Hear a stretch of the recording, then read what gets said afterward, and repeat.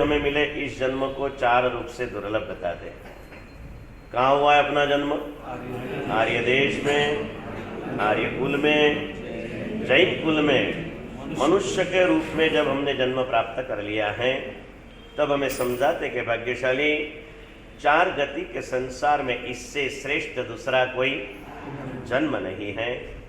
और ऐसा श्रेष्ठ जन्म अगर आपको मिल गया है तो इस जन्म में और कुछ भी करने की आवश्यकता नहीं है। एक ही छोटा सा काम आप कर लो। और क्या कर लो? तो समझाते हैं कि जैसा श्रेष्ठ जन्म मुझे मिला है ऐसे श्रेष्ठ जीवन का अब मुझे निर्माण करना है। ऐसा एक छोटा सा शुभ भाव इस छोटे से हृदय के अंदर में आप जागृत कर दो। और ऐसा एक छोटा सा शुभ भाव अगर इस छोटे से हृदय में जागृत हो जाए तो जीवन में बहुत बड़ा परिवर्तन आ सकता है। लेकिन रोज समझा रहा हूं ऐसे कि जीवन को श्रेष्ठ बनाने की बातें करना बड़ी आसान है। वास्तव में अगर जीवन को श्रेष्ठ बनाना हो तो उससे भी आसान है। लेकिन अब मुझे मेरे जीवन को श्रेष्ठ बनाना ही है ऐसा दृढ़ संकल्प करना बहुत मुश्किल है।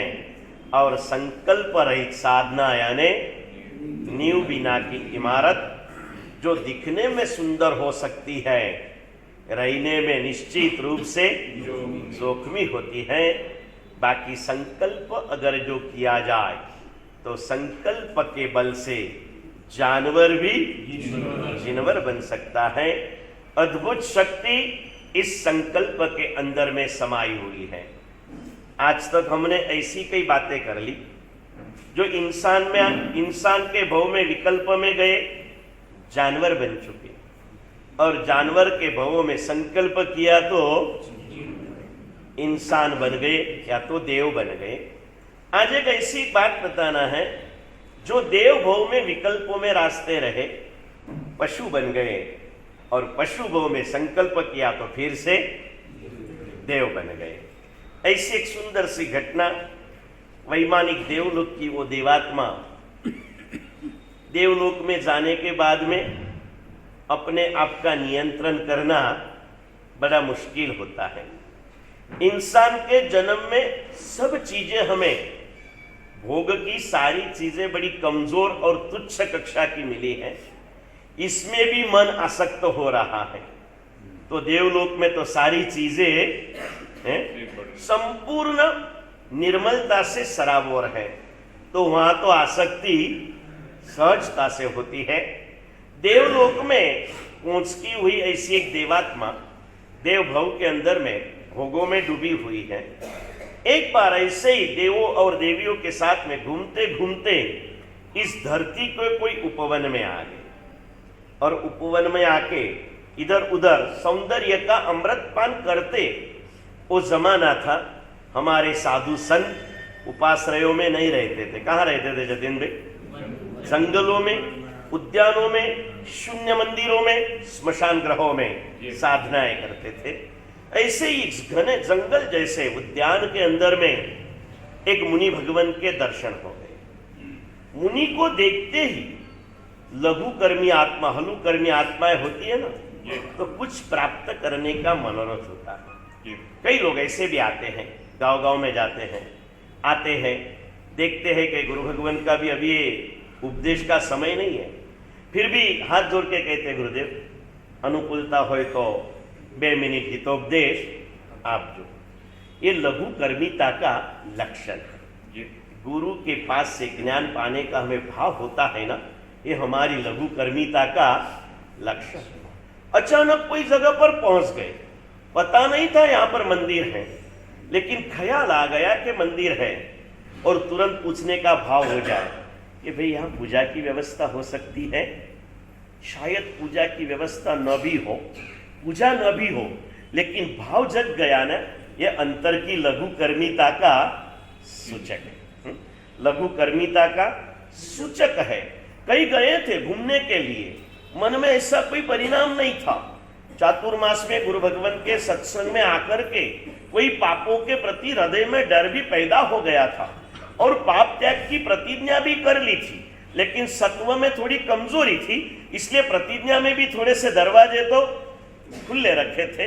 महाराज से पालन तो करूंगा, लेकिन बाहर गांव में छुट्टी। अभी तो लोग समझ के बोलते हैं। हमें नाना હતા ધીરુભાઈ, એટલે અમારે ત્યાં મારા સાહેબ આવે એટલે અમે કહીએ હા મારા સાહેબ આપી દો દાદા, પણ સાજે માંદે છૂટી ને ગામ પર ગામ છૂટી। એટલે મારા સાહેબ કે સાજો હોય ત્યારે બી છૂટી, માંદો હોય ત્યારે બી છૂટી, ગામમાં હોય ત્યારે બી છૂટી, પરગામ જાય ત્યારે બી છૂટી, तो नियम રહ્યો ક્યારે? नियम कब रहेगा भाई? है नहीं रहेगा। बाहर गांव की छुट्टी ले ली है और घूमने के लिए गए हैं, काश्मीर गए, कुरु मनाली गए, बहुत सारे नाम भी हमको नहीं आते, आप चले गए हो, नियम से आप फ्री हो, रात्रि भोजन करना नहीं है, कंदमूल खाना नहीं है, अभक्ष का भक्षण करना नहीं है, ये सारी चीजें हैं। लेकिन अचानक 14 का दिन आया टूर के अंदर में। वैसे तो 14 आपके ख्याल में नहीं थी क्योंकि आप तारीख के शेड्यूल में गए हुए थे, और अचानक मोबाइल ऑन किया और उसके ऊपर मैसेज दिखने को आया, आज 14 है। शाम को सूर्यास्त को आधा घंटा देरी थी, मन में कोई चोवियार के परिणाम नहीं थे, ये पढ़ लिया। अचानक बाजू में जैन इडली डोसा सेंटर दिखाई गया और मन में हो गया लाओ 14 भी है, जैन खाना भी मिल रहा है, तो लाओ आज के दिन चोवियार कर लो। वहां गए, देखा तो जैन इडली डोसा बनाने वालों को भी मालूम था कि 14 के दिन नहीं बनाया जाता, इसलिए उसने बनाया नहीं था, खाना नहीं मिला। उसके बाद में आप भूखे नहीं रह सकते थे, आपने रात को जाके कई खाना खा भी लिया। लेकिन 14 का ख्याल आया, अनजान स्थान पर आपको रात्रि भोजन त्याग करके चौवियार करना का जो भाव हुआ ना, यह हमारी लघु कर्मिता का सूचक है। क्या था? सूचक था। देवगति की वो देवात्मा भोगों के अंदर में भटकती हुई जंगलों के अंदर में सिर्फ भोग की भावना से आई है? लौकिक सौंदर्य को निहारने के लिए आई है, और वहां पे बीच के अंदर में लोकोत्तर सौंदर्य से सुशोभित ऐसे एक मुनि भगवान का दर्शन हो गया। देखते ही हाथ जुड़ गए, मस्तक झुक गया। जैन साधु का अवतार ही ऐसा है कि देखते ही मस्तक झुक जाता है। कई बार ऐसी बातें आती हैं, बात में से बात निकली तो बात को पूरी कर देता हूं। सुंदर सी जैन साधु, इसके विषय पर निबंध लिखना हो आनंद भैया तो 1000 पान भी कम पड़ जाए। लेकिन कोई मुझे पूछे कि गुरुदेव एक वाक्य में जैन साधु की व्याख्या बताओ, तो शास्त्रों के पदार्थ और जीवन के अनुभव को ग्रहण करते हुए जैन साधु की एक सुंदर व्याख्या, एक कुछ मेरे अंतर की नहीं ही है। 2-3 बार बोला, आज फिर से एक बार बताऊं। स्वयं में आउसम तेनम भगवया एवं अखायम। ये शिष्य, ये मैं नहीं कर रहा हूं, मैंने प्रभु वीर से जो सुना है, जो पाया है, वो मैं तुझे सुना रहा हूं। ये सुंदर सी बात। जैन साधु की परिभाषा क्या? जैसे इस देवात्मा के हाथ जुड़ गए ना, हम लोग ऐसे विहार यात्रा में जाते, सापुतारा जैसे जंगलों में से पसार होते, इधर जैसे गढ़चिरौली बाजू नक्सलवाद की एरिया में से हम महीनों तक पसार हुए हैं। आप तो 1 घंटे में पूरा एरिया पास कर लेते ना। हम जब छरीपालित संघ लेके गए, पूरा 1 महीना उसी प्रदेश में से पसार हुए। रिटर्न में आते समय भी ये पूरा छत्तीसगढ़ बाजू का जो नक्सलवाद एरिया है, वहां से हम पसार होते हुए आए। ये नक्सलवादी आप जिसे कहते हो, ये लोग भी जब हमें दिखते ना, ऐसा हाथ जोड़ के मस्तक झुकाते। उन्हें क्या पता है जैन साधु है, लेकिन जैन साधु को देखते ही हाथ जुड़ जाते हैं और मस्तक झुक जाता है।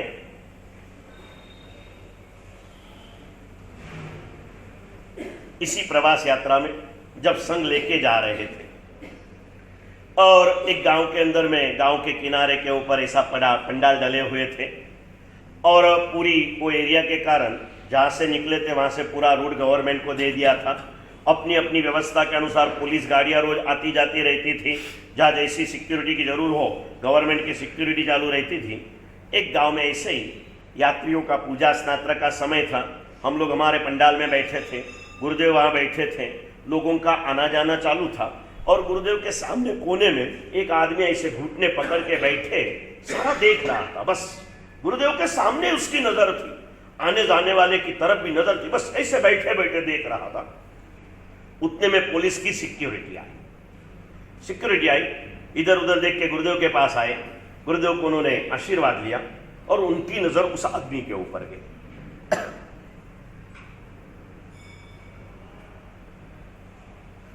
जैसी नजर गई पुलिस रुक गई और पुलिस ने कहा गुरुदेव को, गुरुदेव इस आदमी से संभाल के रहना, इस पूरे इलाके का सबसे खतरनाक गुंडा ए है, लेकिन रंगे हाथ नहीं पकड़ा गया ना हमारे से, इसीलिए आज तक ये खुला है, लेकिन इससे सावधान रहना।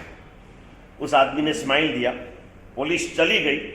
वो आदमी खड़ा होकर आके गुरुदेव के पांव पकड़े, गुरुदेव बिल्कुल इनकी बातों पर ध्यान मत देना, मैं जरूर गुंडा हूं, लेकिन गुंडों लोगों के लिए, आप जैसे साधु संतों के लिए तो है, हम तो आपके सेवक हैं गुरुदेव, जिंदगी हमारी ऐसी ही है, लेकिन आप जैसे साधु संतों को और ऐसे यात्रियों को परेशान करके हम नया पाप बांधना चाहते हैं।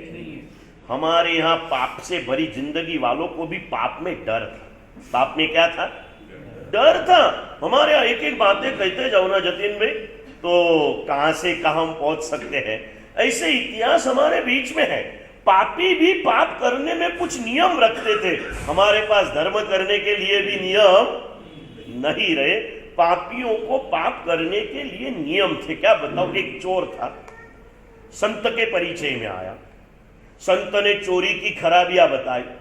उसने कहा गुरुदेव बात तो सही है, लेकिन अब मैं दूसरा कुछ भी नहीं कर सकता हूं, ये छोड़ नहीं सकता हूं, और कुछ बताओ। तो संत ने कहा एक काम कर, दुखी के यहां चोरी नहीं कर। किसके यहां चोरी नहीं करो?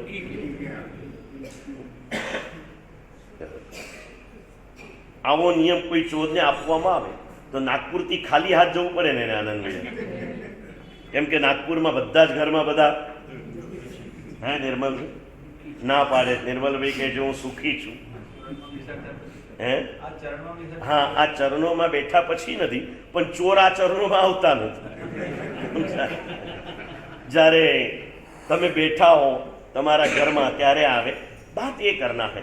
और उसने नियम लिया कि दुखी के यहाँ मैं चोरी नहीं करूंगा, दुखी के यहाँ मैं चोरी नहीं करूंगा। और वो उस दिन चोरी करने के लिए गया। उसको पता नहीं, सुंदर मजे सा महल जैसा मकान था, अंदर चोरी करने के लिए गया।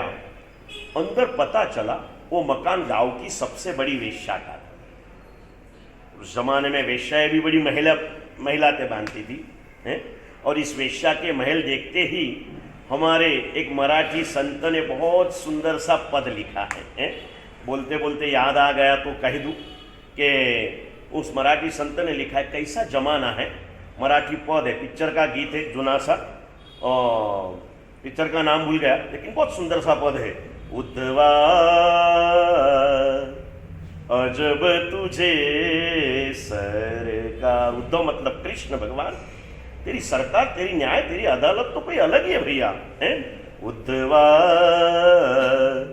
अजब तुझे सरकार, क्या हो रहा है तेरे शासन के अंदर में। बहुत सुंदर पद लिखते हैं कि लबाड जोडती इवल्या माड्या, लबाड़ लोग, चोर लोग, दानचोर लोग बड़े बड़े महिलाते बनाते हैं।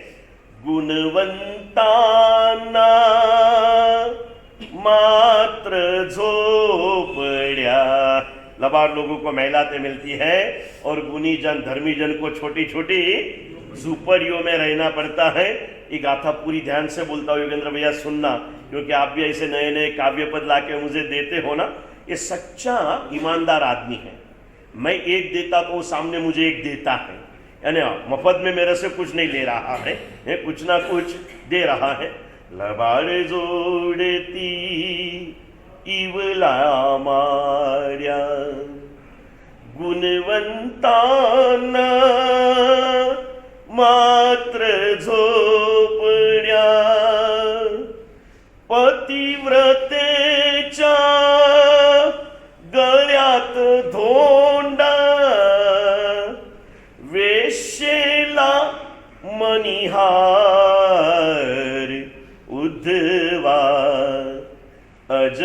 तुझे सरकार। ख्याल में नहीं आया ना? मराठी पूरा नहीं आता ना धवलભાઈ को? હે ધવલભાઈ સાહેબ છીએ ગુજરાતી, રહીએ છે નાગપુરમાં અને મજૂરો બધા યુપી ને બિહારના છે, એટલે મરાઠી સાથે કામ જ નથી પડતું. હે આ તો ઠીક છે, રાજ ઠાકરે મુખ્યમંત્રી બનશે ને પછી મરાઠી શીખ્યા વગર, હા એટલે જ બનતું નથી, એ જવા દો.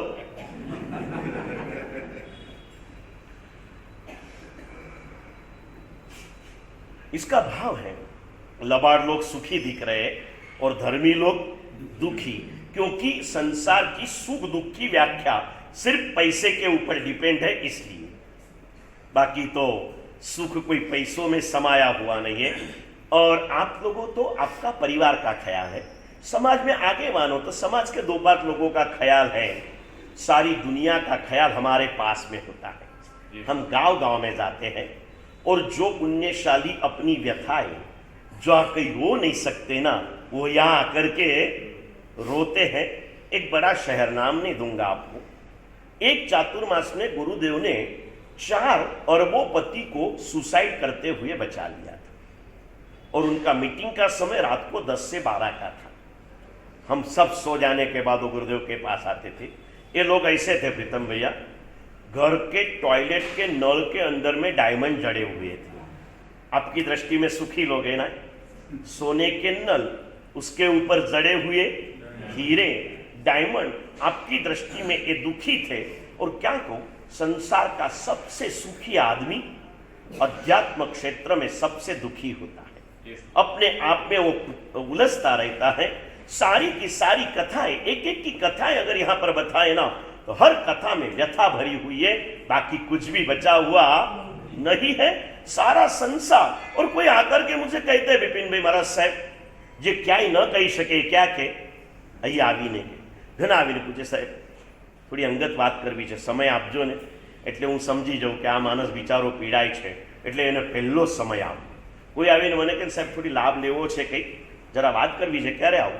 તો કહીશ કે ભાઈ તને ફાવે ત્યારે આવજે, મારે કઈ જરૂર નથી, તારે લાભ લેવો હોય તો તું આવજે, સમજ્યા ને ભાઈ? તારે 50મી ધજા 50 લાખમાં ચડાવો કે કરોડમાં ચડાવો, છેલ્લા બિપિનભાઈની સાઈડમાં જવાનું, મને તો કઈ મળવાનું, મારે માટે તો તું આવે તો કામનો છે, બાકી તો કઈ કામનું, સમજ્યા ને ભાઈ? પણ દુઃખીને ક્યારે પણ દૂર નહીં કરવું. દુઃખી માણસને પહેલા આવકારો આપીએ અને આવીને વાત કરે. અને मैंने उस 2-4 दिन के बाद संसार के दुखों की लिस्ट बनाओ ना, तो 11वां दुख नहीं है, 10 दुख आपके पास में। सिर्फ कितने दुख है? 10 दुख। भगवान महावीर को एक रात में 20 उपसर्ग आए, आपको सारी जिंदगी में आते हुए दुखों का टोटल कितना जतिन भाई? सिर्फ 10 है। 10 भी सोच के लिखना पड़ेगा, बाकी इतने भी दुख नहीं है जो भी आते हैं। महाराज साहब ये प्रॉब्लम है, ये प्रॉब्लम है, ये प्रॉब्लम है, ये जब सुनता हूँ એટલે एक बात ख्याल में आ गई जगदीश भाई कि संसार में कोई भी व्यक्ति प्रॉब्लम के बिना का, अभी पहले छोटे थे लोग आते बातें करते, मैंने बोलना क्या समाधान देना, क्या समाधान देना, फिर गुरुदेव से बात किया, गुरुदेव ने समझाया और फिर समाधान मुझे मिला। फिर जो भी आए ना पहले उनकी सारी बात सुन लेता, फिर मैं उनको कहता देखो भैया है, किसी को पैसे का प्रॉब्लम, किसी को तबियत का प्रॉब्लम, किसी को फैमिली का प्रॉब्लम, किसी को कुछ प्रॉब्लम, फिर ये सब सुनने, पहले सुन लेना, डायरेक्ट ही शिक्षा देना, अंदर का भार पहले खाली करना और फिर उसको अपना उपदेश देना। फिर मैंने कहा देख बेला तुझे कहना ये प्रॉब्लम है, ये प्रॉब्लम है, ये प्रॉब्लम है, अब मैं तुझे एक अलग बात समझाता हूँ कि देख तू थोड़ा बहुत तो इंग्लिश पढ़ा है ना? बोले हाँ गुरुदेव थोड़ा बहुत तो पढ़ा हूँ। मैंने बोला इंग्लिश में पानी को क्या कहते हैं? पानी को इंग्लिश में वाटर कहते हैं, मकान को हाउस कहते हैं, भोजन को फूड कहते हैं ना। ऐसी 10-12 बातें पूछ लूँ, फिर आखिर में कहता हूँ कि देख जैसे पानी को वाटर कहते हैं, भोजन को फूड कहते हैं, मकान को हाउस कहते हैं ना, वैसे संसार को इंग्लिश में प्रॉब्लम है। संसार का इंग्लिश नाम क्या रहता है? बहुत फिक्र करने का काम नहीं, संसार ऐसे ही चले आ रहा है।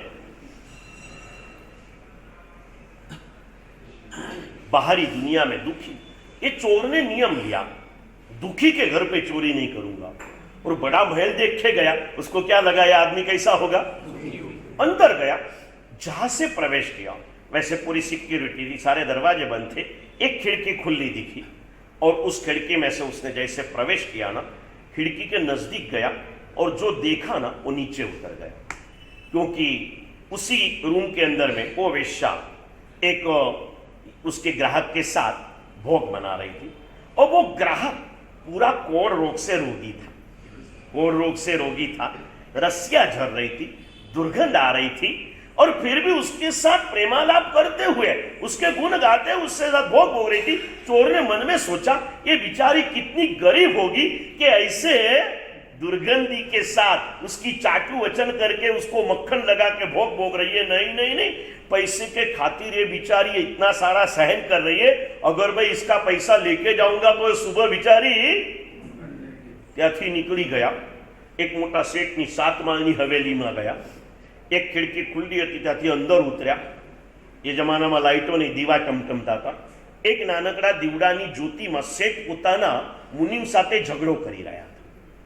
એક પૈસાનો હિસાબ નહોતો મળ્યો, એટલે રાતના 2 વાગ્યા હતા અને મુનિમ સાથે ઝઘડો ચાલતો હતો। એક પૈસાનો હિસાબ આપતું પહેલા, કેમ નથી તારી પાસે? મુનિમ કે શેઠ કંઈક ગરબડ હશે, કાલે શોધી નાખું ના, એના વગર નહીં જવા દઉં। चोर ने सोचा एक पैसे के खातिर रात को 2 बजे तो जिसने जिंदगी इसके यहाँ गुजार दी उसके साथ रात बिगाड़ रहा है, अगर मैं इसका भंडार ले जाऊंगा तो सुबह बेचारा कितना दुखी हो जाएगा। वो वहां से भी चला गया, आगे गया, आगे जाकर के राजमहल देखा। इसको लगा भी इसमें तो कोई प्रॉब्लम आएगा नहीं। राजा के महल में जैसे चोरी करने के लिए गया,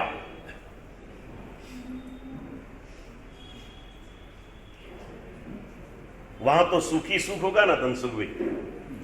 राजा के महलों में तो जब कोई अच्छा सुख भोगतो ना आजकल भी, तो लोगों से क्या राजा मानस छो, राजाशाही सुखों ने भोगवे छे। राजाशाही क्या होती है ये जानने के बाद में मालूम पड़ेगा कि राजाशाही से तो अपनी खुद की जिंदगी बहुत अच्छी है। ए राजा की बात, राजा के महल में चोरी करने को गया, पकड़ लिया सिक्योरिटी ने, सुबह हाजिर किया। आगे की घटना चली, राजा ने पूछा, उसने सच सच बता दिया, और सच बोलने के कारण राजा ने उसे चोर मिटाकर अपने खजाने का चौकीदार बना दिया। क्या बना दिया? चौकीदार बना दिया। ये बता गया।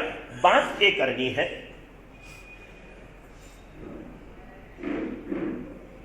राजा को हम सुखी मानते हैं, और ऐसे राजा के राज्य के बाहर जंगल में एक योगी फकीर जैसे, फकीर एकदम कुछ नहीं था, एक लंगोट के सिवाय कुछ पहनते नहीं थे। आश्रम क्या था? बड़े पेड़ के नीचे 4 लकड़ियों के ऊपर थोड़ा सा घास डाल दिया था, इसे झुपड़ा कहते थे, बाकी झुपड़े जैसा भी कुछ नहीं था। बाजू में 3 पत्थर और एक एल्यूमिनियम की कलसी थी, बाजू में थोड़ा सा झरन जा रहा था। रोज सुबह उठ के अपनी सारी दिनचर्या करने के बाद में उस कलश में पानी डाल के आने वाले जाने वाले ने, किसी ने दिए हुए थोड़े बहुत चावल और दाल उसमें डाल देता था, और नीचे थोड़ी से आजू बाजू के घास के तिनके इकट्ठा करके 2 पत्थर के चकमक से आग में बगला के उसे जला देता था। और वास्तविक ऑटोमेटिक सिस्टम वहां पर था। जैसे खिचड़ी पक जाए ना, अपने आप चूल्हा भी बंद होता था, ऐसे जीता था। न कोई आश्रम, न कोई उपदेश, नहीं कुछ था। थोड़ा सा समय ऐसे हो, थोड़ी सी कोरी जगह में बैठ के आसमान के सामने देखते हुए, जैसे भगवान बात कर रहे हो ना, वैसे भगवान से बातें करते। अपनी गुजराती भाषा में कहे ने, काली गेली भाषा में भगवान साथे वातो कर्या करे, लोकोने गांडो लागे।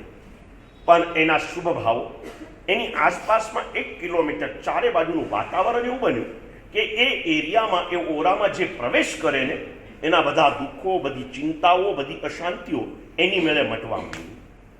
अचानक शांति मळे એટલે લોકો વિચાર કરે કે શું હશે। નજદીકમાં જઈને બાવાજીને જોઈએ। બાવાજીને જોવાવાળા દિવસે દિવસે વધવા માંડ્યા, પણ બાવાજી કોઈને જોતા નથી। બાવાજીના નજરમાં ભગવાન સિવાય કોઈ આવતું નથી। देवात्मा मुनि के दर्शन कर रहे हैं, इस बात से मैं यहाँ तक आया हूँ, बराबर है। जरा भूल जाओ तो वापिस धवल भाई मुझे उस मुकाम पे पहुंचा देना, बराबर है। ये पहुंचा ना पुण्यशाली, देखा धीरे धीरे धीरे माहौल बनते गया, और पूरे संसार में सबसे दुर्लभ चीज है तो क्या है? शांति, जो यहाँ पर लोगों को मिलने लगी। और इसीलिए लोग वहाँ आने लगे। रोज 100, 200, 500, 1000 लोग आते हैं. ન ભોજનશાળા है ન એસી ધર્મશાળા है. અંતરિક્ષમાં યાત્રિકોનું પ્રમાણ કેમ વધ્યું ભાઈ? હા, સુવિધા વધી એટલે. હવે કરી નાખો તો 1 મહિના માટે ધર્મશાળા અને ભોજનશાળા બંનેની જાહેરાત કરો, યાત્રિકોની સંખ્યા ઘટશે ને ભાઈ. એટલે ભગવાનને જોવા જાય છે કે સુવા જાય છે કે ખાવા જાય છે એ તો અંતરિક્ષ દાદા જ જાણે. પુણ્યશાળીઓ અમારી સુવિધા. સાહેબ શું કરીએ સાહેબ, હવે ન આપે લોકો આવતા જ નથી. અલા લોકોને ભીડ કરવા માટે આ કઈ બજાર નથી, આ તીર્થ છે. પણ ટ્રસ્ટીઓની બી માનસિકતા એવી થઈ ગઈ અને ભગવાનના દરબારમાં ભગવાનની સામે જ ભગવાનના આજ્ઞાના ખૂન કરવાના ચાલુ થઈ ગયા. અને અમારા જેવાની પીપુડી ત્યાં વાગે નહીં. બહુ કહેવા જઈએ ત્યારે महाराज साहब बहुत जड़ है, किसी का मानते नहीं. अरे हाँ भाई, जड़ तो जड़ अपनी चलती भी नहीं, लेकिन अच्छी बात कहने में भी संकोच रखना. जहां तक लड़ाई झगड़े नहीं करना, टंटा नहीं करना, लेकिन चुप भी नहीं बैठना है. जो कह सकते नम्र सभ्य विनय पूर्वक शब्दों में सारी बातें कहने में भी संकोच नहीं रखना चाहिए. ये होता है.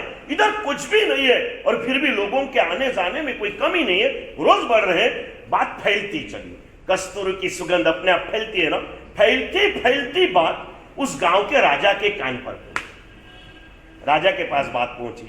कभी अजीत भैया ने कहा, कभी योगेंद्र भैया ने कहा, कभी किसी ने कहा. राजा ने लगा है तो क्या जन सामान्य है, बोलते रहते, इनके बात पे क्या भरोसा रखना. एक दिन महामंत्री ने राजा से कहा कि राजन, ऐसा सुना है, मैं खुद जाके आया हूं, अद्भुत माहौल. अब जब अपने मंत्री ने कहा ना तो राजा को लगा बात तो सही है, एक बार जाना तो चाहिए. सब लोग कहते हैं तो कुछ तो भी जरूर होगा. और राजा ने जाने के लिए सोच लिया. पहले तो राजा ने कहा उसको अपने यहाँ बुलाओ ना, अपन शाही स्वागत करेंगे. मंत्री ने कहा वो किसी आने जाने वाले के पास देखते ही नहीं है, उसकी नजर में भगवान के सिवाय कोई होता ही नहीं है, आपको वहां जाना पड़ेगा. राजा आए, वहां पहुंचे और जैसे कोरा में प्रवेश किया और परम शांति की अनुभूतियां प्रारंभ हो चुकी. योगी तो यहां रह के ऊपर देख के भगवान के साथ बातें कर रहे, पीछे सैकड़ों लोग बैठे हैं. राजा आया, राजा अपने राजापना को भूल गया, सामान्य आदमी की तरह उसी भीड़ में नीचे बैठ गया. करते करते करते करते योगी का जैसे मध्याह्न का समय हुआ ना, घड़ियाल नहीं थी लेकिन घड़ी का ख्याल था. घड़ियाल नहीं थी लेकिन घड़ी का ख्याल था. जैसे हो गया मध्याह्न के समय में अपने आप भोजन के लिए उठते हैं. चाहे जो भी हो, जब तक शरीर है भोजन तो मांगेगा. और इसीलिए जब विपिन भी आएंगे मैं सज्जाएं गाऊंगा. सुंदर सी रोटी देवी की सज्जाएं आती है. महापुरुषे केवा पदो बनाया है निर्मल भाई. सुंदर सी सज्जाएं आती है रोटी देवी की कि सर्व देव देव में प्रत्यक्ष देव रोटी है. सर्व देव देव में प्रत्यक्ष देव रोटी है. तान मान ज्ञान ध्यान सभी बातें इन बिन खोटी है. દાન જ્ઞાન બધું આના વગર શું છે. અને એટલે તો નરસિંહ મહેતાએ લખ્યું ને, જતીનભાઈ તમારા પડોશી નરસિંહ મહેતા, એને શું લખ્યું છે? ભૂખ્યા ભજનનો હોય ગોપાળા, લે તેરી કંઠી ને લે તેરી. ભૂખ્યા ભજન ન હોય गोपाला, पेटમાં કૂવો ને વરઘોડો જુઓ ન થાય, ચાહે जितने बड़े योगी हो. आगे की पंक्ति लिखी अजीत भैया, योगी राज मुनि राज ध्यान बड़ा ध्यावे. योगी राज मुनिराज ध्यान बड़ा ध्यावे. घड़ी थाय 16મી અને યાદ રોટી આવે. घड़ी थाय 16મી ने 16મી घड़ी એટલે મધ્યાહ્નની घड़ी. अजीत भाई मुझे ऐसे पूछते क्यों नहीं है कि गुरुदेव आप बार बार बोलते हो कि विपिन भी आएंगे तो हम सुनाएंगे, हम आते हमको क्यों नहीं सुनाते. मैं क्या कहूँ आपको, आपके जैसा ही है. बहुत लोग आते हैं ना तो क्या करते, महाराज साहब ये दीक्षा लेगा तो मैं इसका चेला बन जाऊंगा. मैंने कहा मेरा तो बन, मुझे महाराज साहब ऐसा तो जो नहीं लेने वाले हैं ना उसके लिए बोलना पड़ता, इसलिए मैं भी नहीं आने वाले क्यों बोलता, क्योंकि ये सारी सज्जाएं मुझे आती नहीं है. ये बीच में का सिर्फ एडवर्टाइजमेंट का माल तैयार किया है, बाकी कुछ भी नहीं है, खाली है पूरा एक खजाना है. बुक्स के अंदर में सब लिखा हुआ है. अगर आप आते गए ना, जैसे दुकान में नए नए ग्राहक आते हैं प्रीतम भैया, तो नया नया माल लाने का मन होता ना, नई नई ज्वेलरी, नई नई फैशन का माल, लेकिन गिराई नहीं है, आया हुआ माल भी बिकता नहीं है, तो नया इन्वेस्टमेंट कहां से करना ना जतिन भाई. आएंगे तो नया नया माल लाने का मन होता है ना. आओ नहीं मिलता ऐसा। और क्या कहूँ आपको, 1 घंटे के प्रवचन में जो नहीं मिल सकता वो 5 मिनट के सज्जाए पदों में मिल सकता। पूर्ण प्रतिगमन में ना आ सको ना संजय भाई। गुरुदेव ભુવન ભાનુસુરી મહારાજ જ્યારે એમનો સમયગાળો હતો ને, લગભગ માંડલીમાં પ્રતિગમનમાં ન જાય પણ સજ્જાએ આવે ને ત્યારે સજ્જાએ ગાવા માટે જાય। એટલે માંડલીમાં અમારી ધમ્મો મંગલની સજ્જાએ જે માંડલીવાલા હોય બોલી લે, પછી ગુરુદેવ સજ્જાએ બોલે ને, આખા પ્રતિગમન જેટલો ટાઈમ એકલા સજ્જાએમાં જાય, ઢાળો બોલતા અને એનું વિવેચન કરતા। અને પ્રતિગમનમાં જેટલા લોકો હોય ને એના કરતાં 4 ગણા લોકો સજ્જાएમાં આવી જાય। सज्जाए के समन पर आ जाते। उनकी जैसी कलाएं न हमारे पास में है, न क्षयोक्षम है, न उतना पुण्य भी है, लेकिन उनके पुण्य का स्मरण करके अनुमोदना तो एक एक सज्जाए पदों में एवं भाव भरेला है। मुझे आज भी याद है, गुरुदेव की निश्रा में जब धर्म चक्र तब कराते ना हम लोग, और पहला अट्ठम आता, अट्ठम के दूसरे दिन, पहले दिन, दूसरे दिन शाम पड़ने पर लोग थोड़े ठंडे होते। और नागपुर में पहली बार मैंने कहा ना, प्रतिगमन में इतनी मंदी मेरे 40 साल में पहली बार है। इतनी मंदी 40 साल में पहली बार है, नहीं तो इतनी मंदी प्रतिगमन में कभी मैंने देखी नहीं है। जो भी हो, समय समय के अनुसार चलना पड़ता है, चलते रहेंगे। लेकिन आते, और ऐसे समय में जब आते, अट्ठम का पचकारो ना पप्पू भैया, तो शाम पढ़ते पढ़ते मन थोड़ा कमजोर हो जाता, लेकिन प्रतिगमन में आ जाते। और क्या को गुरुदेव सुबह में घंटा सवा घंटा प्रवचन देकर ऐसा पानी चढ़ा देते, लेकिन वो पानी शाम तक में वापस उतर जाता। और शाम को प्रतिगमन में हमारे गुरुजी उस समय चारित्र वल्लभ विजय जी महाराज, अभी हर्ष वल्लभ सूरी महाराज हैं, वो एक सज्जाए गाते हैं। और सज्जाए के पदों के द्वारा सिर्फ उनका आवाज जो है ना, पहाड़ी आवाज है, उनका गाना वगैरह बहुत मजे का है। और एक सज्जाए सुन के पूरे दिन भर का पारा जो उतर गया हो ना, वो वापिस चढ़ जाता। बहुत सुंदर उनके आवाज। एक सुंदर पद आता, नरजन्म सुंदर पुण्य थी पामी वृथा खोशो न। ये पहली पंक्ति, वो शुरुआत करते थे दूसरी पंक्ति से, पूरा अलग राग और सुंदर पंक्ति। मुझे इतना नहीं आएगा, लेकिन मुझे आए ना आए, मैं तो क्या हूं, पागल हूं थोड़ा है। मैं आए ना आए, मेरे दिल से मैं गाता रहता हूं। आए ना आए, गाते रहना, बोलते रहना। सुंदर पुत्र स्टार्टिंग करते ना, पहली लाइन से ही लोगों के हृदय के भाव उछलने लगते। मुझे पूरी सज्जाए आती नहीं, लेकिन आप लोग आते जाओ ना, तो मुझे भी मन होगा कि मैं भी कुछ पक्का करते चलूं। सुंदर उसकी सूरत, वीर पुत्रो वीर पुत्रो धर्म करता दुख ने जोशो नहीं। नर जन्म सुंदर पुण्य थी पामी वृथा खोशो नहीं। धर्म करता दुख ने जो सुनी। फिर सीता की बात, अंजना की बात, एक एक बातें जो एक एक गाथा में महापुरुषों ने लिखी है ना, 5-7 गाथा के वो 5 मिनट के सज्जाए में तीन टाइम का खाना से जो एनर्जी नहीं मिलती ना, वो एक विटामिन की गोली से मिलती ना, वैसे 1.5 घंटे के प्रवचन में जो एनर्जी नहीं मिलती ना, वो एक सज्जाए के पदों में मिलती है। क्या पद महापुरुषों ने सर्जन किए हैं। धन्ना अनगार की सज्जाए गुरुदेव भुवन भानुसुरी महाराज गाते ना, ऐसे कई साधु आज समुदाय में है, ये सज्जाए सुनते सुनते वैराग्य पाए हुए। ये सज्जाए सुनते सुनते वैराग्य पाए हुए। जैन शासन अद्भुत है, कई खजाना भरा हुआ है। आइए कुछ ना कुछ लेते रहिए, बाकी तो समय पसार हो जाएगा, जीवन पूरा हो जाएगा, और सफलता के बजाय एक सफर पूरी करके हम लोग पहुंच जाएंगे। आना है, आते रहो पुण्यशाली। सुंदरता की बात, राजा भी जाकर के बैठा, योगी को रोटी याद आई, खड़े हो गए। जैसे योगी खड़े हुए, राजा चरणों में लेट पड़ा, उसकी मस्ती में डूब गया था, हाथ जोड़ा। योगी कभी किसी को देखते नहीं थे, लेकिन व्यवहार के जानकार थे। देखा तो ख्याल आया कि राजा है, फिर भी कुछ नहीं, सहजता से जैसे आगे चले। राजा ने हाथ जोड़ के कहा, योगीश्वर प्रणाम करता हूं, आपकी इस ओरा में इतनी शांति पाई, इतनी शांति, धन्य हो गया गुरुदेव। और फिर उसने आगे की जो बातें की। हर व्यक्ति अपने हिसाब से दूसरे का माप निकालता है। किससे निकालता भाई?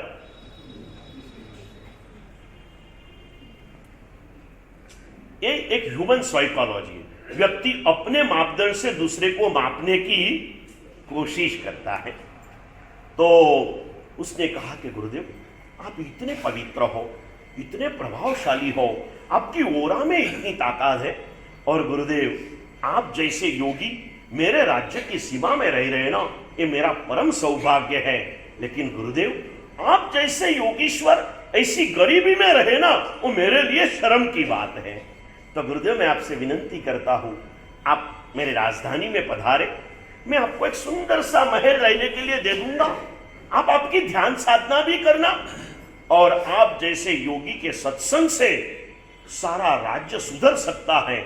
आने जाने वाले को आप सत्संग से प्रेरणा देना है। बाकी आप जैसे योगी ऐसे दुख में रहे ना, वो मेरे लिए शर्म की बात है। योगी को बाकी कोई बातों से लेना देना नहीं था, लेकिन राजा ने योगी को क्या कह दिया? दुखी कह दिया। क्या कह दिया? दुखी कह दिया ना। अब योगी रुके। कभी किसी से बात नहीं करने वाले योगी ने राजा से बात की। क्यों की? एनो खुलासो आप्यो संजयभाई કે યોગીએ રાજા સાથે વાત કેમ કરી કે રાજા મગજમાં કંઈ ભલતું લઈને ના જાય, કે યોગીઓ દુઃખી હોય છે એવું લઈ ન જાય, એ સત્યનું જ્ઞાન, નહીં તો યથા રાજા તથા પ્રજા આ બને ને। એટલે એને કીધું કે રાજન तू मुझे दुखी कह रहा है।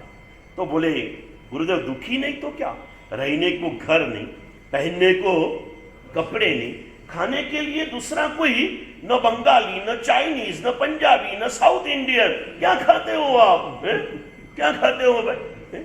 यही सिर्फ 3 पत्थर के ऊपर सीजी हुई खिचड़ी खाकर के पेट भरते हो। आना में अच्छा साउथ इंडियन खाना लॉकर्स अंदर अलग अलग मूकेला धीरू भाई, रवा ढोसा आ वेजिटेबल उत्तप्पा अंदर छे खरू कई नहीं ने भाई। अमे साधु भगवंतो जયારે एक पात्राમાં 10 ગદના શાક ઓરીએ ને, એટલે ક્યારેક આ નિર્મલભાઈ જો સાહેબ આ બધું ભેગું કરી નાખજો સાહેબ, આ લોન સાહેબ મંચુરિયન બહુ ટોપ અને મારી રિદ્ધિને બહુ સારું બનાવતા હોય સાહેબ, જરા અલગથી લઈ લો ને, ટેસ્ટ કરવા જેવો છે। એને કોઈ મંચુરિયન છે કે મંચોરિયન છે તો ભગવાન જાણે। અને આવું બધું ભેગું થાય એટલે લોકો એ કરે। એટલે અમારા પૂજ્ય મુક્તિચંદ્ર સુરી મહારાજ થઈ ગયા। એ વ્યાખ્યાનમાં કાયમ કહેતા અમે તો સમ્રાટ છીએ, સમ્રાટ। કોણ? સમ્રાટ। એ કે તમારે ઊંધિયું ખાવું હોય ને તો સ્પેશિયલ બનાવવું પડે, અમારે તો રોજ શું હોય ભાઈ? ઊંધિયું હોય ને। અને દુઃખી કહી દીધા એટલે ઊભા રહ્યા। બોલે राजन तूने मुझे दुखी कह दिया? बोले हाँ। मेरे पास है क्या, बताओ तो सही। और फिर योगी ने उससे जो जवाब दिया रोहित भाई, उस समय राजा जब भी जाते ना भाट चारण साथ में रहते। आज अपने बीच में ये जो आया ना ये भी भाट परिवार का है, मारवाड़ी भाट परिवार का है। तो वो भाट चारण लोग रहते, और जैसे दोनों का संवाद बातचीत सुनी ना आनंद भैया, वो भाट ने वहां पर एक कविता बना दी। हम मराठी में पढ़े पप्पू भैया, भूलता न हो तो चौथे स्टैंडर्ड में आम्ही 4थीत शिकत होतो। मराठी बोलू समजतो जाते हो ना आपण? समजतं ना तुम्हाला मराठी? हे नरेंद्र भाई मराठी समजतं का? હા બાબુલાલની બાજુમાં દુકાન છે ને એટલે મરાઠી ખબર તો પડે, સમજાને ભાઈ। તો એ મરાઠીમાં કવિતા આવતી ચોથીમાં, એનું ટાઇટલ હતું યા ઝોપડીત माझ्या। એનું ટાઇટલ આ ગામે ગામ હું કહું છું આજે એટલા માટે કહું, વાત ચાલુ થઈ છે સાધુતા ઉપરથી। સાધુને જોઈને દેવે વંદન કર્યા અને કંઈક પામવાનો ભાવ બતાવ્યો। જૈન સાધુનું દર્શન જ એવું છે, જોતાની સાથે વંદન કરવાનો, ત્યાંથી અહીં સુધી પહોંચ્યાને આ યોગીએ કીધું। અને એનો સંવાદ બહુ મજાના મરાઠી શબ્દોમાં દિલીપભાઈ લખ્યો છે। યોગીએ રાજાને કીધું કે રાજા તું મને દુઃખી માને છે, તારી જાતને સુખી માને છે, તો સાંભળી લે। બહુ મજાના પદો યોગેન્દ્રભાઈ। રાજા સજી મહાલી सौख्ये कधी मिळाली, ती सर्व प्राप्त झाली या झोपडीत माझ्या। શું કીધું હાર્દિકભાઈ? રાજા તને રાજમહેલમાં જે સુખો આજ સુધી જિંદગીમાં ક્યારેય નથી મળ્યા ને, એ બધા સુખો મને રોજ મારી ઝૂંપડીમાં મળે છે। રાજા પૂછે છે શું તારી પાસે? અને એને કીધેલા બહુ મજાના શબ્દો સાંભળજો કિરીટભાઈ. તે દિવસે કિરીટભાઈ મને 4000 સ્તવનું સંભળાવવા લઈને આવ્યા હતા, પણ મારી કવિતા તમારા 4000 સ્તવનને પણ ચડી જાય. મજાના સ્તવનો, પ્રાચીન સ્તવનો હતા, લઈને આવ્યા હતા. ગુરુનું એક પદ મજાનું સંભળાવ્યું, સાંભળવા જેવા પદો હોય છે, સાંભળશું ક્યારેક અવસર આવે ત્યારે. પણ આગળના શબ્દો કીધા કે दारे आनी तिजोरिया राजन, तेरे महल को दरवाजे हैं, महल के अंदर में तिजोरिया है, बाजू में चौकीदार खड़े हैं, और फिर भी त्या तूनी होती चोरिया, इतना होते हुए भी तेरे यहाँ चोरी। मेरे घर के सामने न दरवाजा है, न चौकीदार है, न ताले हैं, न तिजोरिया है। मेरे आगे क्या बात करूं? मेरे घर में कोई आ न सके ना, इसलिए मैंने कोई दूरी भी नहीं लगाई है। बहुत सुंदर पद लिखे, दारे आनी तिजोरिया त्या तूनी होती चोरिया, दारास नाही दोर्या या झोपडीत माझा। आगे की बात की राजन, तू मखमली शैयाओं में सोता है, लेकिन कई रातें तुझे नींद भी नहीं आती है। कितनी चिंताओं में तू रहता है, तुझे नींद लाने के लिए कुछ खाना पड़ता है, कुछ दवाई लेना पड़ता है, कुछ देखना पड़ता है, कुछ सोचना पड़ता है, ये करना पड़ता है। मेरी हालत भूमि वरी पड़ावे, मैं सोता नहीं हूं, ध्यान धरते धरते अपने आप शरीर मेरा इसी धरती पे लेट जाता है।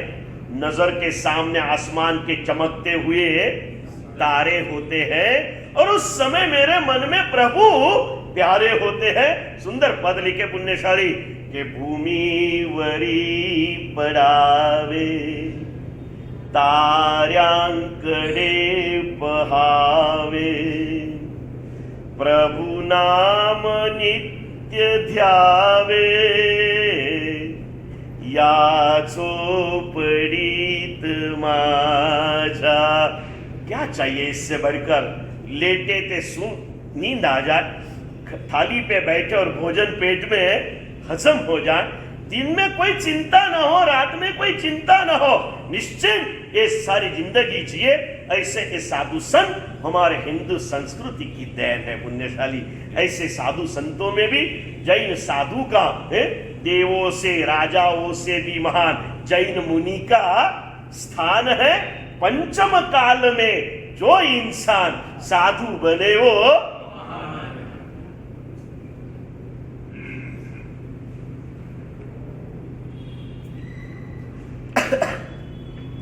ऐसे साधु के दर्शन कर। देव ने कहा भगवान कुछ देशना दी, और भगवान के पास धर्म की बातें सुन ली। धर्म मतलब कर्तव्य, धर्म मतलब कर्तव्य। इंसान का जन्म मिला है ना, इस जन्म के कर्तव्यों का पालन कर।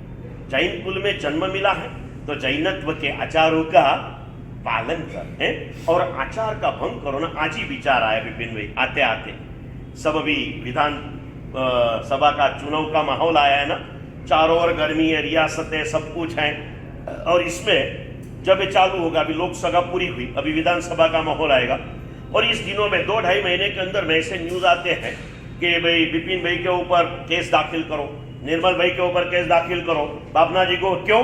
आचार संहिता का भंग कर दिया, और आचार संहिता का भंग सबसे बड़ा गुनाह माना जाता है, शायद मंत्री पद भी चला जाता है।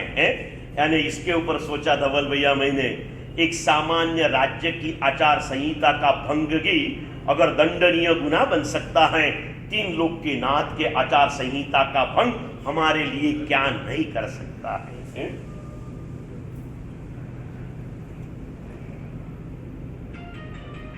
और इसीलिए संबोधसित्तरी नाम के ग्रंथ के अंदर में सैकड़ों ग्रंथों का सार ग्रहण करके एक एक विषय को लगते हुए क्रीम स्वरूप श्लोकों का संग्रह किया है।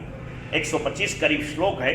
महापुरुष ने सोचा ये दर्शन वल्लभ जैसे प्रमादी साधु सब शास्त्रों का अध्ययन न करे तो उनके लिए कुछ ऐसा क्रीम भी दे दूं, शायद ये माल देखे उनको खजाना खोजने का मन हो जाए है। और गुरुदेव की आज्ञा से, कृपा से उस जमाने के अंदर में अभ्यास काल में इसका अभ्यास भी किया, महीनों तक स्वाध्याय किया। उसमें यही बात को लिखा दिलीप भाई, बहुत सुंदर से शब्द लिखे हैं। रन्नो आना भंगे इकुच्य होई निग्रहो लोए, सपन्नु आन भंगे अनंत सो निग्रहो होई। तू राजाज्ञा का भंग करेगा तो एक जन्म की मुश्किल तुझे नड़ेगी, लेकिन 3 लोक के नाथ की आज्ञा का भंग करेगा ना तो अनंत काल तक तुझे दुख और दुर्गति के गर्ते के अंदर में खोना पड़ेगा। मिला है अवसर, परमात्मा का शासन मिला, देवात्मा ने साधु को वंदन किया। वंदन करने का मन होता है, क्यों? क्योंकि साधु को देखकर झुकने का मन होता है कि देखने के बाद में साधु की एक वाक्य की व्याख्या करने के लिए मैं 1 घंटे से भटका रहा हुआ, बराबर है। प्रारंभ इससे कहा था, अब बताओ आपको भटका नहीं रहा हूं, ये सारी भूमिका समझा कर ये कर रहा हूं। और वहां से दशवैकालिक के मूल सूत्र के ऊपर प्रवेश करके ये क्यों हो रहा है, क्योंकि दशवैकालिक सूत्र ने लिखा है साधना के शुभ परिणाम। साधना मतलब जो भी अच्छा करने का मन हो जाए वो साधना है। नीचे उतर्या हो અને 4 जोड़ी चंपल अस्त व्यस्त पड्या हो અને તમે ફરિયાદ કર્યા વગર એ ઉપાડીને એકદમ લાઈનસર ગોઠવી દો, આ સાધના છે। આ શું છે ભાઈ? સાધના છે। આ તમને નહીં ખ્યાલ આવે ને, આમાં તમને કદાચ निर्मल भाई फरियाद करें, विपिन भाई क्या ध्यान रखते तुम यार, हम ट्रस्टी थे ना, कहीं ऐसा कचरा नहीं दिखता था यार, तुम लोग 17 लोग ध्यान क्या रखते हो हैं? એટલે તરત भी भगीरथ એટલે પેલા ભગીરથ આવી જાય, અરે યાર તું ધ્યાન શું રાખે છે હે? એટલે ભગીરથ કે સાકે મારું કામ છે, બધા એકબીજા ઉપર ટોપી ફેરવ્યા કરે, નહીં સાધના છે। અહીંયા આવનાર કોણ છે ભાઈ? શ્રાવક। શ્રાવકના રજકનથી પવિત્ર થયેલી ચંપલ એને તું ઉપાડે અને એ રજકન તારા હાથને અડે ને, બની શકે આ હાથે તે સવારે કોઈક રાતના ટાઈમે કોઈ એવી ગંદી સિરિયલ જોવા માટે આ હાથનો ઉપયોગ કર્યો હશે ને, એ તારા કર્મો શ્રાવકના ચંપલ ઉપાડતી વખતે એના રજકનોથી પાવન થઈ જશે। શ્રાવક એટલે શું સમજો છો તમે? એ શ્રાવક કોનું પાળે છે કે નહીં એનું એને મુબારક, પણ એની ઓળખાણ શું છે ભાઈ? શ્રાવક તરીકેની છે ને, એ શ્રાવક તરીકેની ઓળખાણ છે અને એ ઓળખાણથી તને મળશે। સાધનાના અસંખ્ય પ્રકાર છે, સાધનાના ક્ષેત્રમાં તું પ્રવેશ કરી લે તને મન થઈ જાય છે। આ સાંભળ્યા પછી ક્યારેક મન થઈ જાય કે લાવ બિપિનભાઈ ન કરે તો ધવલ કહેશે કે ના ના હવે હું બીજું કાંઈ નહીં કરું, પણ અહીંયા આવતા જતા લોકો ચંપલ જે આડાવડા મૂકશે ને એને ગોઠવવાની જ હું કામ કરીશ। અને 1-2 દિવસ એને કર્યું, કેમ કે બધા ઉપર આવી જાય ને પછી નીચે કોઈ રહેતું નહોતું અને કોઈ જોતું નહોતું। એ વખતે ધવલભાઈ ચંપલ બધા સરખા કરીને મૂકતા હતા, પણ એકવાર અચાનક જ પાછળથી જતીનભાઈ આવી ગયા અને આવ્યા પછી અરે ધવલ ये क्या कर रहा है तू, ये तेरा काम थोड़ा है। અને ધવલના મનમાં પેલો अंदर छुपाएलो अहंकार जागी जाए, यार मैं ट्रस्टी होके क्या मतलब, नहीं नहीं यार ऐसे ही देखा था जरा कर रहा हूं, बाकी अपन थोड़ा ऐसा काम करते, अपन थोड़ा એટલે ભાવના જાગી थी, ये वासना बनी गई। તને આ કામ સારું લાગ્યું માટે તે કરવા તત્પર થયો અને કોક બોલી ગયું અને તને નાનું લાગી ગયું અને તું દૂર હટી ગયો, કેમ કે તું ભાવનામાંથી વાસનામાં परिवर्तित થઈ। हमारे यहाँ बात आती है, गुरुदेव कहते हैं प्रवचन के अंदर में, पिंडवाड़ा में पूज्य प्रेम श्री महाराज के साथ 65 साधु का करीब चौमासा, और वाड़ा सफाई के लिए, वैसे वाड़े में जाने वाले गुरु भगवान बहुत कम रहते, खुले में ही जाते हैं, लेकिन बारिश के दिन वृद्ध साधु साध्वी जी रहे और वो वाड़ा सफाई के लिए आने वाली कोई काम से 2 दिन नहीं आई, तो उस समय पिंडवाड़ा के नगर सेठ की जो सेठानी थी ना, उसने सारे वाड़े के प्याले साफ करके रखे। क्या किया भाई? क्या किया? करने जैसे काम होते, साधु की साधना है। संसार की कोई भी कार्य के अंदर में परमात्मा की आज्ञा का पालन हमारी साधना है। अच्छे विचार मन में जरूर जागृत होते हैं, लेकिन भावना पूर्ण हो उसके पहले वासना मन में आ जाती है और भावना से हम लोग दूर हट जाते हैं। मत हटो, जो भी हो जितनी भी हो, भावना का न्याय करते चलो, भावना का सत्कार करते चलो और इस भावधारा में आगे बढ़ते चलो। पुण्यशाली साधु ने उसको उपदेश दिया, बात ये चली जो ऐसे जानवर को जिनवर बनाती है, वैसे ही ये घटना आज तक अलग एंगल से बात होता है। ये एक देवात्मा, फिर इसने जब सब बातें सुनी और उसने पूछा कि भगवान मेरा आयुष्य कितना बाकी है, और भगवान की नजर गई देवलोक के गले, देवात्मा के गले में जो फूलों की माला होती है ना, जन्म के साथ आती है और आखिरी जिंदगी तक वो कभी मुरझाती नहीं। जब वो मुरझ जाए समझना अभी 6 महीना आयुष्य शेष है। गुरु भगवान ने कहा, फिर पूछा यहां से मरकर मैं कहां जाऊंगा? तो बोले इस जंगलों में और इस बंदरों में तेरी आ सकती है। जंगल के बंदरों से वो प्यार करता था, तो बोले अगले भव में तू बंदर बनने वाला, बंदर बनने वाला, क्योंकि आसक्ति कहां पर थी? बंदरों में थी, बंदर बनेगा। बोले गुरुदेव मैं बंदर बनूंगा? बोले हाँ, तो मेरे उगरने का कोई मार्ग? तो बोले एक काम कर, इसी जंगल में कोई पत्थर के ऊपर तू नमस्कार महामंत्र लिख के रख, वो न लिखा हुआ नौका बंदर के भव में तेरे ऊर्ध्व गति का निमित्त बनेगा। गए 6 महीने के बाद में इसी विशाल जंगल में बंदर बने, कई सालों तक बंदर की जिंदगी गुजारी, बड़ा युद्धाधिपति बन गया, सैकड़ों बंदरों का मालिक बन गया, मस्ती से झूमते झूमते झूमते फिर ही उसी जगह पर आया जहां कई सालों के पहले ये गुरु भगवान मिले थे। और जैसे इस जगह पर आया, बाजू की शिला के ऊपर नौकार लिखा हुआ दिखा, वहां नजर रुक गई, नजर रुक गई, नजर बाहर से अंदर तक पहुंच गई है? नजर बाहर से कहां पहुंच गई? अंदर तक। अंदर में ख्याल आ गया, देव भव में था, भौतिक सुखों की भूतावल में फंस गया और देव में से जानवर बन गया। नहीं, अब मुझे मेरी गलती को सुधार लेना है। देव गति के वासना में गया, पशु बन गया, पशु के भव में भावना में आ गया, नौकार के सामने बैठ गया। बस दिन रात नौकार मंत्र के सामने नजर, होठों पे नौकार, हृदय में नौकार, नौकार नौकार नौकार ने नौकार, नौकार का ध्यान धरते धरते 3 दिन 3 रात बीतने पर बंदर फिर से क्या बन गया? देव बन गया। और वहां जाने के बाद अभी नौकार के प्रभाव से देव बनाना, फिर वो देव गति में पागल नहीं बनता है, भोग भोगता है, लेकिन भोगी बनता नहीं है। जिंदगी ऐसे ही चलते रही। बात ये करना है, साधु को देखकर नमस्कार करने का भाव हर व्यक्ति को हो जाता है।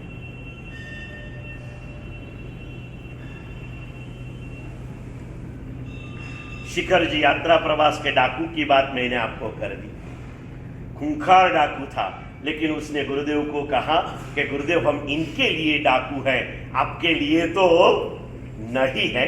आप साधु संत, आपको देख के तो ऐसा लगता है कि भगवान हमारे द्वार पर पधारे हैं, हम आपको परेशान नहीं कर सकते हैं। उसी दिनों के अंदर में चंबल खिंड की सबसे खूंखार डाकू रानी कौन हो गई? फूलन देवी है। उसके पति हस्बैंड मां ऊपर से कुछ नाम है उसका, उसके इलाके में से हम पसार हो रहे थे, तो उसको जैसे समाचार मिले, वो आया गुरुदेव के पास। आकर के जैसे आया, आजू बाजू वालों ने सचेत कर दिया।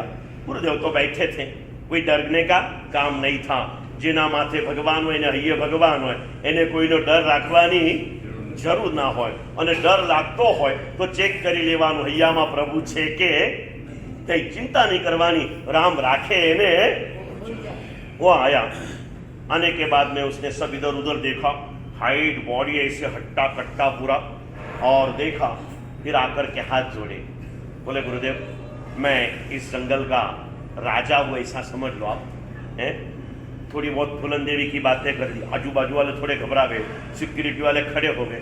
वो बिंदास था, बोले गुरुदेव आपने जो सुना है वो बातें गलत नहीं है, या तो हम दिन रात लूट चलाते रहते हैं, लेकिन आप याद रखना आपके लिए हम रक्षक बन जाएंगे। इस पूरे इलाके के अंदर में आगे के 5 दिन, पीछे के 5 दिन मैं पूरा ध्यान रखूंगा। किसी ने तकलीफ दी तो सिर्फ मेरा नाम दे देना, वो चला जाएगा है, वो चला जाएगा।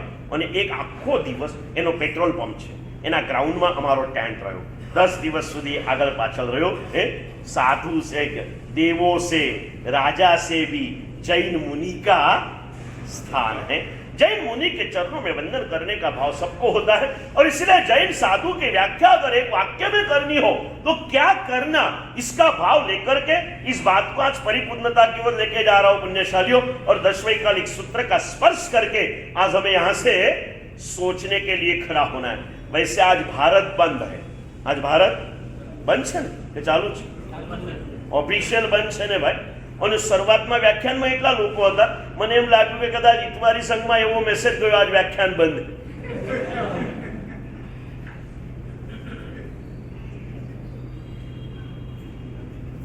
પછી મને કીધું ના એવું નથી, પણ ભારત બંધ છે એટલે બની શકે કદાચ રસ્તા ઉપર ગાડીઓની અવરજવર પણ ના હોય અને આ લોકો ચાલીને તો આવી શકતા નથી. પેલા દેવો હોય ને ધરતી પર પગ ન મૂકે, 4 આંગળ ઊંચા ચાલે, એટલે તમારા બધાના બી અહીંયા આવો ત્યારે પગ ક્યાં હોય, ધરતી પર ના હોય ને ભાઈ, ક્યાં હોય, ધરતીથી ને ઉપર હોય ને ચાલ્યા કરે. આए हो पुण्यशाली बात यहाँ से चली. जैन मुनिની વ્યાખ્યા શું હોય તો શાસ્ત્રોમાં લખ્યું છે કે દેવો પણ આ જીવનને ઝંખતા હોય છે. દેવો પણ ઝંખે દર્શનને એવો તારો દિવ્ય.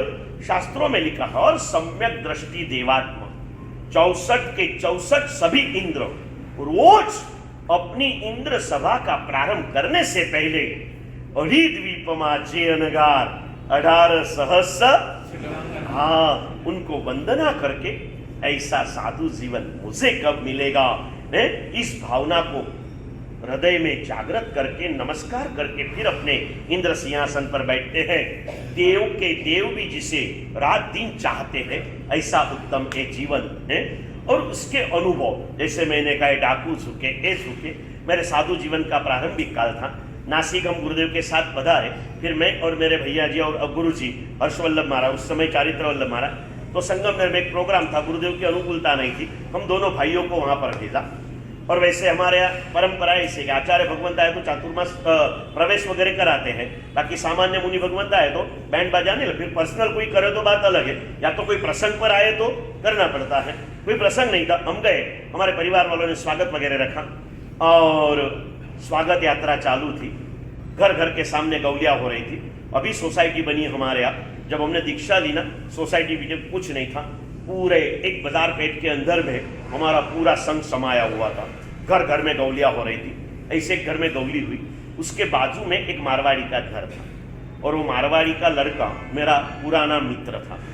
और हाइट बॉडी में एकदम सिंगल है और वो एकदम हट्टा कट्टा, पहले से ऐसा था.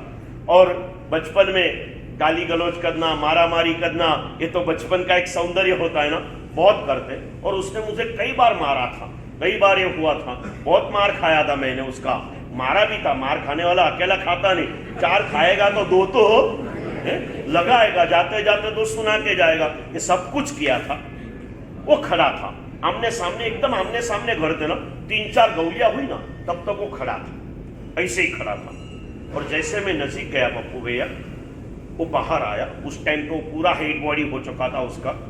बाहर आके हिंदू धर्म के हिसाब से मेरे चरणों में उसने साष्टांग नमस्कार. ये दृश्य जैसे मैंने देखा ना, मेरी आंख के कोने के अंदर में पानी आया. मैंने सोचा मैं तो वही हूँ, वो भी वही है. एक दिन जो मुझे मारता था आज मेरे चरणों में है. ये प्रभाव इस वेश का, किसका है? इस साधु वेश का प्रभाव है. चलते गया मैं, पूरा समय या उसके बाद पूरा हुआ और प्रवचन में मैंने दोनों का मिश्रण किया. तब से हर गांव में कहता हूं जैन साधु की व्याख्या क्या है. जैन साधु की व्याख्या आज तुमने आपू है, बहुत सुंदर सी व्याख्या. और ऐसे वंदन की प्रक्रिया तो जंगलों में बीच में जाते ना, आदिवासी लोग भी आते जाते पाँव में पड़ते. कई मराठी लोग उनके हिसाब से आते, ऐसे पाँव करते, फिर यहाँ से निकाल के 10 पैसा 20 पैसा निकाल के देते, कोई 10 रुपया निकालते हैं. फिर बोले, फिर हम कहते कि भाई हम नहीं लेते. नाही बाबा घ्या ना, नाही काय म्हणतात, थोडीशी प्रसाद आम्ही गरीब माणूस आहे, जास्त देऊ शकत नाही, एवढं तर घ्या. तसे आम्हाला केवू पडेल भाई, आम्ही सोनं चांदी सुद्धा घेत नाही. तर याच्यात काय त्यात सांगायचं, आम्ही जैन साधू आहे ना, पैशाला शिवत सुद्धा नाही. એટલે લોકો હજી પ્રભાવિત થઈ જાય. આ થાય એટલે થાય. એટલે દુનિયા બધી કોઈ પણ ચાહે જૈન હોય, અજૈન હોય, શ્રીમંત હોય, ગરીબ હોય, તવંગર હોય, જ્ઞાની હોય કે અજ્ઞાની હોય, સાધુને જુએ ને એટલે એના હાથ જોડાઈ જાય અને મસ્તક ઝૂકી જાય, વંદન કરવાનું મન થઈ જાય. અને શાસ્ત્રોમાં લખ્યું છે સમ્યક દ્રષ્ટિ દેવાત્માને ઇન્દ્રો રાત દિવસ આ પામવા માટે તરસતા હોય. એટલે સાધુની વ્યાખ્યા બની ગઈ કે દુનિયા આખી જેને ઝૂકે છે, દુનિયા આખી જેને ઝૂકે છે અને દેવોના દેવ પણ રાત દિવસ જેને છંકે છે એનું નામ જૈન સાધુ. દુનિયા આખી જેને ઝૂકે છે અને દેવોના દેવ પણ જેને ઝંખે છે એનું નામ જૈન साधु. क्यों करते हैं झंकना? क्योंकि ये देखते हैं दुनियाની देशी कहेवत છે ને, मांगे उससे भागे अगर त्यागे उसके. આ વંદન ત્યાગને છે. કોને છે ભાઈ? ત્યાગને વંદન છે, વૈરાગ્યને વંદન છે, પ્રભુ શાસન પ્રત્યેના સમર્પણને વંદન છે, એના સાધનાને વંદન છે. વ્યક્તિ મહાન નથી, એના દ્વારા जीवનમાં આવતી साधनाओं महान છે. और यही कह रहे दशवैकालिक सूत्र में भाई, ये भाव दर्शन वल्लभ को 40 साल के पहले हुए ना, विपिन भाई मेरे से उम्र में 10 साल बड़े होंगे हैं, उनको भी ये भावना अपने समय में कहीं ना कहीं कभी ना कभी हुई होंगी हैं, नहीं हुई ऐसी नहीं होंगी. अच्छी भावना हो गई लेकिन उसे प्रैक्टिकल में नहीं लाए. प्रैक्टिकल में लाना चाहते थे लेकिन कोई वासना जागृत. वासना मतलब इसे कोई गलत अर्थ में मत लेना. इंद्रियों के विषयों की आतुरता, संसारिक भोगों की अभिलाषा, ये वासना है. कुछ ना कुछ धर्म का आराधन करने का मन हो गया लेकिन कुछ कमजोरी आई. कल दूसरी बैच प्रतिगमन की चालू हो गई. नक्की किया था कि आज तो जाऊंगा, फिर दिन भर थक गए, शाम को लगा नहीं यार कल से जाएंगे. अभी चालू हुई तो चालू ही रहने वाली है, आज नहीं कल से जाऊंगा. बस ये वासना. सुबह जाहिरात हुई तब मन हो गया नहीं आज तो जाऊंगा, शाम को मन हो गया नहीं आज से नहीं कल से जाऊंगा, और रुक गए. ये किसने रोका? वासना ने. इसीलिए दिखा कि तू अच्छे विचार करता है लेकिन जब तक तू वासना से अटकता नहीं है तब तक तू साधना कर सकता. फिर वो कोई भी साधना हो, दान की हो, शील की हो, तप की हो या भाव की हो, इस साधनाओं में जाना है. अच्छे विचारों में, अच्छे विचारों को अशुभ विचारों में कन्वर्ट होते हुए कैसे रोकना, क्यों रोकना, क्या क्या सोचना, इस बातों का आज बुधवार हुआ. गुरु शुक्र और शनिवार में इस सब्जेक्ट को क्लोज करके रविवार को ऐसे भावनाओं के वृद्धिकरण से साधु की साधुता की साधना में पहुंच चुके ऐसे कई पुण्यात्माओं को जन्म देने वाले उनके माता पिता, उनके परिवारजनों का अनुमोदना सम्मान समारंभ इसीलिए करना है कि ऐसा बहुमान कभी मेरा भी हो सके. इस भावनाओं के साथ ये करना है. और सोमवार से फिर अगला चैप्टर अपन चालू करेंगे. बचे हुए दिन 3-4 रहेंगे और 31 तारीख से क्या चालू हो जाएगा? हाँ, उसमें फिर गाएंगे ना हमारे मुकेश भाई जैसे, उत्तम भाई जैसे बोलोगे